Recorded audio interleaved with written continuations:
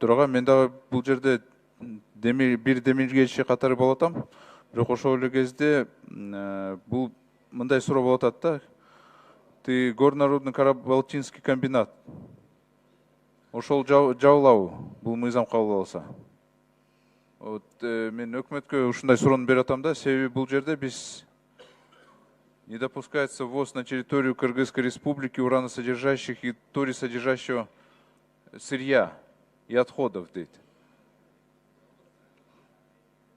Өкмөттөн өзүңүздөр тааныштырып жооп бере бериңиздер. Саламатсыздар, урматтуу депутаттар. Бере баруу дейт. Урматтуу Дастан Далабаевич, бул мыйзам ишине кирсе, Кара-Балта ген комбинаты ушу уран иштетүү эмесине иштете албай калат. Биз сунуштаганда, мыйзам долбоорду биз сунуштаганда биз айтканбыз да, бул горнорудный комбинатты тибейли, ошол иштээрсин деп биз ушундай сүйлөшкөнбүз да, негизи. Алмамбет Насырканович менен ушундай сүйлөшкөнбүз. Андан тышкары бул жерде мындай тыюу салынып атат да, разработка радиоактивных хвостохранилищ, горных отвалов. А биз өзүбүз эле токтомду кабыл албадыкпыз. Эмен токтом негизинде өкмөткө поручение бергенбиз. Запретить разработку за исключением разработки хвостохранилищ, горных отвалов. Ошондо азыр мына Майлюсуда бар бизде хвостохранилище. Ан бизде российский компания иштеп атат. Алар хвостохранилищелерди алар азыр иштетип атат. Алар менен эмне болот? Алар наоборот ошону переработка кылып, уранды ошол жерден алып атышат да. Тескерисинче бул жерде наоборот биз кылбайбыз. Терс наоборот таасирин бербейби анан? Сиз экинчи окууда болбосоңуз керек, а? Ооба, мен болгон эмесмин. Келсеңиз жакшы болмок экен. Ооба, бул жерде просто мындай болуп калат да, азыр мен билгемче Россия тараптан грант берилген, туурабы? Мына өкмөттөн даже айтып беришет. Грант берилген, хвостохранилищелерди переработка кылып, алар зыяндуу болбосун деп ошол негизинде грант берилген. Биз ошол мыйзам менен тескерисинче азыр зыяндуу кылып атабыз да, мейли кала берсин, калкка зыяндуу. Рекультивацияга берилип атат, Дастан Далабаевич. Бул жерде разработка жазып атпайбы? Разработка бул сөз кенен да, ошол жерге рекультивация кирет сөзгө. Өкмөт жооп берсинчи ошого. Алмамбет Насыркановичтин микрофонун бергиле. Мен биринчи өкмөттүн угамчы, биз Алмамбет Насырканович менен кичине башкачараак сүйлөшкөнбүз да. Мыйзам долбоорунун астары ошол да. Жооп берсин. Мен жооп берип коеюнчу. Дастан Далабаевич, биринчиден биз башында сүйлөшкөндө эле ушундай сүйлөшкөнбүз. Бул жана башкача сүйлөшкөнбүз дегениңизге да. Анан бул мыйзам 3-чү талкууда болуп атат. Сиз урматтуу Дастан Далабаевич, биринчи статьянын 2-чи пунктун окусаңыз, ошондо жана сиз айткан кооптонуунун баары ошол мыйзам менен чечилет. Анткени МЧСтин өзүнүн тармактык мыйзамы бар. О хвостохранилищах и горных отвалах деген, о радиационной безопасности населения Кыргызской республики деген. Бул биз кабыл алып аткан мыйзам. Ошол эки мыйзамга каршы келбейт, жана ошол эки мыйзам жана сиз айткан көйгөйлөрдү чечет. Ал эми биз сунуш кылган мыйзамда эки гана маселе. Уран менен торий казылбасын, жана сырттан уран алып келип Кыргызстанда иштетилбесин. Болду. Калган маселелердин бардыгы жогоруда айтылган эки тармактык мыйзам менен чечилет. Анан жана айтып атпайсызбы, тиги хвостохранилищелерди ошол частный компаниялар иштетет деп. Алар эми иштетпейт. Анткени хвостохранилищелерди жана вторичный переработка деген мурун бар болчу, азыр ушул эки тармактык мыйзам менен гана жөнгө салынат, ал эми жеке компаниялар иштетилбейт. 10 секунд Дастан Далабаевичка. Хорошо, ты горнорудный комбинаттын тагдыры кандай болот? Ошол жерде салык азыр канча төлөп атышат, канча киши иштеп атат, ошону айтып бергилечи өкмөттөн. Мен айтып берейинчи ким? Бул жерде урматтуу депутаттар, сиз суроону мага берсеңиз, анткени өкмөт бул жерде ачык эле айтып коюш керек, каршы чыгып атат бул мыйзамга. Азыр дагы мындай жооп бергенде дагы Кара-Балта заводу жабылып калат деп. Жабылбайт Кара-Балта завод, ал менчик завод. Аны башкача Чаткалдан, Таластан жана Руданы Казакстанга алып барып ташып атпайбы? Ошол алтынды переработка кылганга перепрофилировать этип, ал жеке менчик завод иштесе болот. Ал эми жана айтып атпайсызбы, ал заводдон түшкөн салык эмне болот деп. Ал заводдон мамлекетке канча салык түшөт? Мына айткылачы, уранды Казакстандан алып келип ушул жерде иштеткенде мамлекетке канча пайда акчалар келип атат? Мизер, жок, почти эчтеке жок. А зыяны канча болуп атат? Бир хвостохранилище 150-100 жылга чейин кетпейт экен. Биз мамлекеттен хвостохранилищеларды кармап туруш үчүн жылына 10 миллиондогон сом сарптап атабыз. Тескерисинче экономикага зыян келтирип атпайбызбы? Хвостохранилищеларды жылына кармап турганга. Мына МЧС айтсын. Жылына хвостохранилищени сакташ үчүн бюджеттен канча акча сурап атабыз? Эл аралык уюмдардан канча акча сурап атабыз? Хвостохранилище жарылып кетсе, кырылып калабыз деп коркуп. А кайра урандап келип экономиканы көтөрөлү, 150 киши иштеп атат деп мындай экономиканы бетке кармап атабыз да. Бул зыян, пайдасынан зыяны көп болуп атпайбы?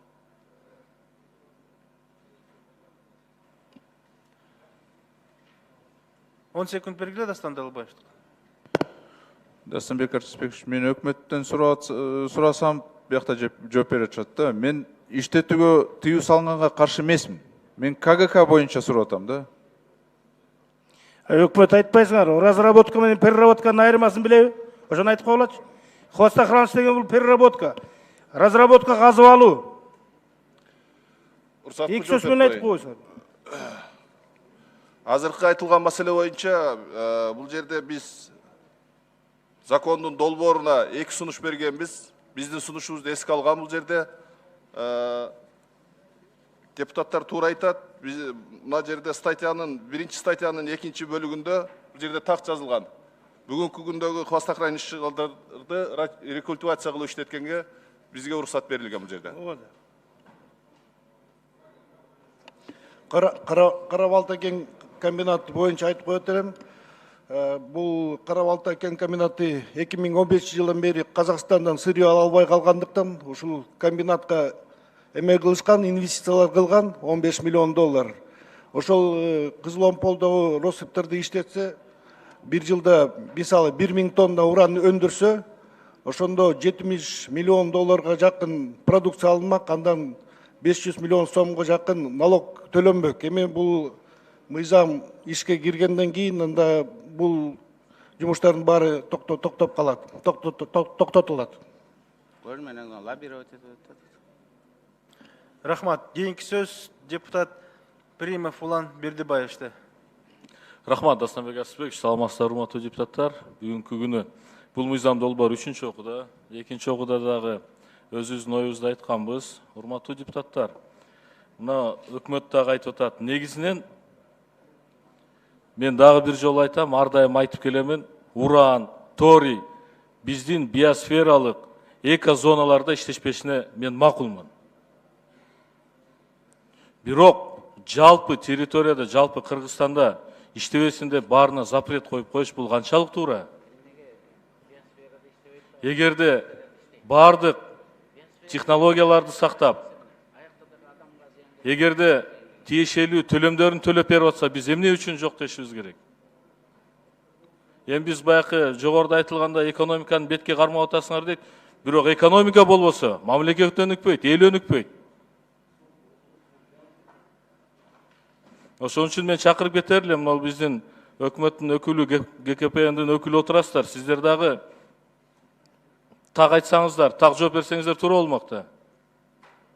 Сиздердин позицияңыздар өкмөттүкү же нар эмес, же бер эмес болуп, мына мыйзам долбоор боюнча талаш тартышка алып келип атасыздар. Бизге чындыгында экономикага келечекте жалпы запрет кереги жок. Биосфералык экозоналарга макул запрет коелу. Бирок жалпы мамлекетте запрет кылып койгонубуз келечекке экономикага ушул жаатта багытта иштей турган инвестицияларга биз бөгөт коюп коюп атабыз да, урматтуу депутаттар.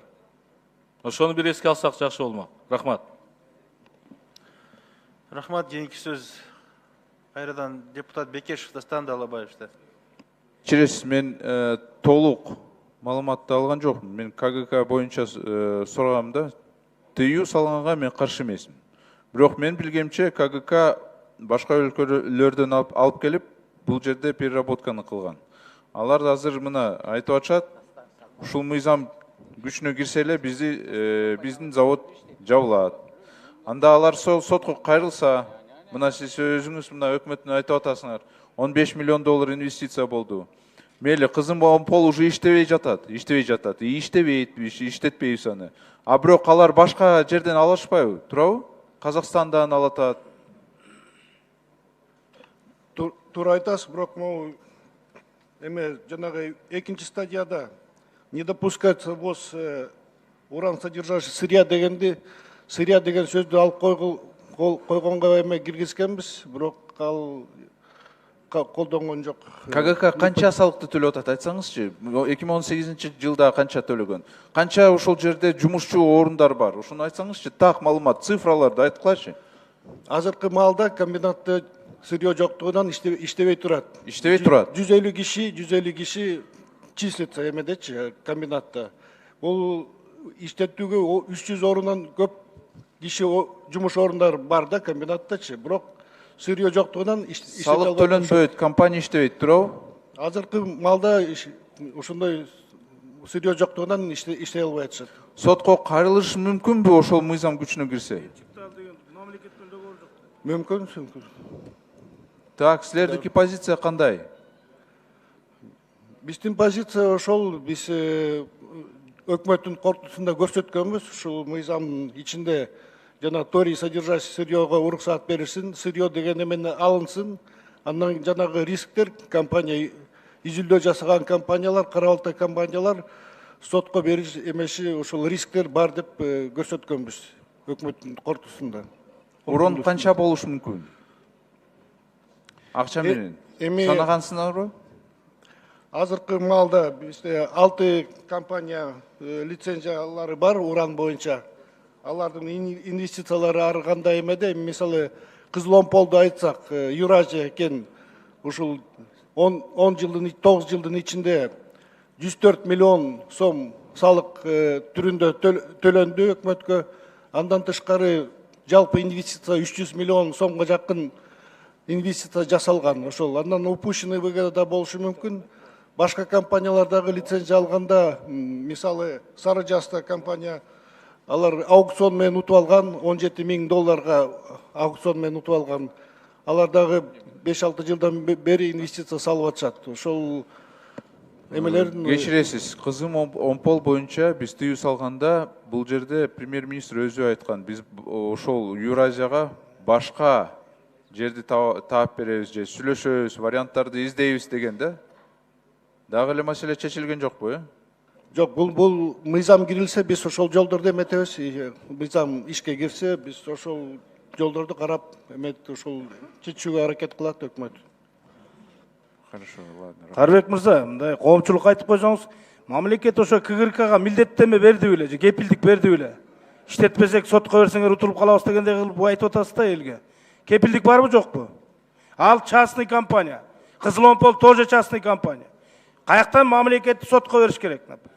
Бул элдин талабы болуп атат. Бүгүнкү күндө мына айтып атасыңар, алар менен берки аукциондон утуп алгандар менен өзүнчө сүйлөшүп атабыз деп атасыңар.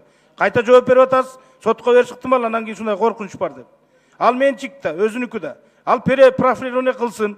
Мынакей алтын кенден алтынды жезди бөлө албай Казакстанга алып барып атат. Ошого жазасын. Аракет кыла берсин, өзүнүн аракет. А сиз кепилдик алгандай сүйлөп атасыз. Урматтуу депутаттар, мен да кошумчалап коеюнчу. Мына ГКПНдин орун басары, урматтуу депутаттар, түздөн түз эле ошол Евразия деген уран иштеткен компаниянын адвокаты болуп атат. Бир эле далил. Мына сиз айттыңыз, жылына миллион тонна уран алып келип иштетсе, мамлекетке 500 миллион сом түшөт эле. Аттыңай, бул закон эми кабыл алынса, ошол 500 миллион сом түшпөй калат деп. Бирок сиз бир жагын айттыңыз. Экинчи жагын айтыңызчы, ошол миллион тонна урандан канча хвост калат бизде? Канча жыл ал хвост азабын жейбиз? Анан ошол хвостторду сакташ үчүн ошол эле мамлекеттен канча акча керек? Анан адамдардын ден соолугуна, экологияга кеткен зыянды айтып бериңизчи.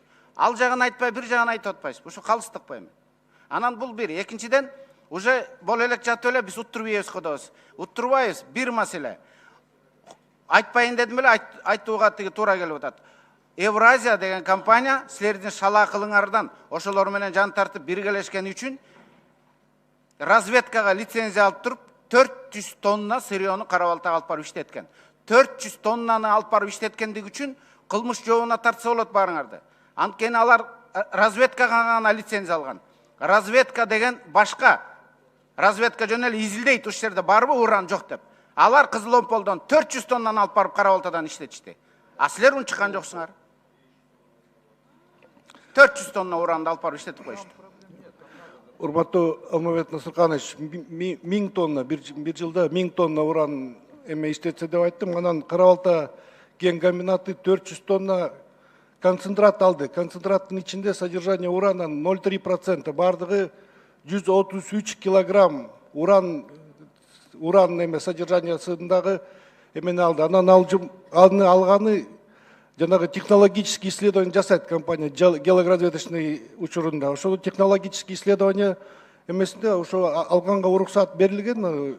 Ошол туура эмес уруксат берилген да. Разведкага деген андай берилбейт. Аны переработкага берет. Тиги добычага берет 400 тоннаны. Жок, аны технологияны изучать этиш үчүн технологический проба алат. Ошо технологический проба 400 тонна концентрат деген там содержание урана 0,3%. Ошондо бардыгы 144 килограмм уран содержащий сырье. Айтыңызчы, өкмөттүн позициясы кандай бул мыйзам боюнча? Макул, каршы болсоңор айткыла каршыбыз деп.